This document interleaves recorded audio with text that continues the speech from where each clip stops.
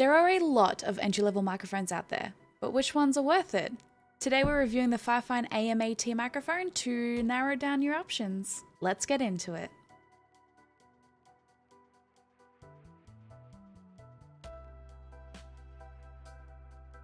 The AM8T comes with a USB-C to USB-A cable, its own spring-loaded boom arm and desk clamp, and the microphone itself.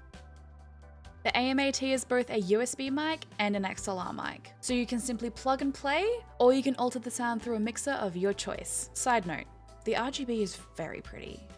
The microphone is sleek and lightweight. It has both a gain dial and a headphone volume dial, and it also has an RGB cycle button on the mic. A classic touch to mute button is also included on the other side of the microphone. If you're a plug and play mic user, this is what the AM8T sounds like plugged straight into your computer. No filters.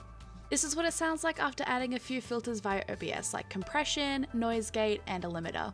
If you are using a mixer, this is what the AM8T sounds like plugged straight in with no filters, no compression, or no EQ. And this is what the AM8T sounds like after I've messed with the compression, the noise suppression, used a de-esser, and played with the EQ.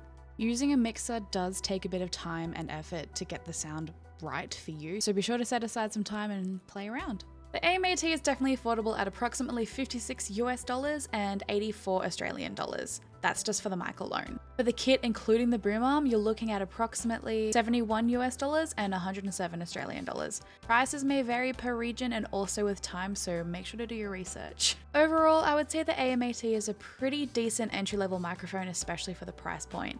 It being USB and XLR is definitely impressive, and also it looks quite sleek and cute. If you sink in the time and dedication, you can get the microphone sounding pretty nice through an XLR setup. Thanks FiFine for sending out the AM8T to review.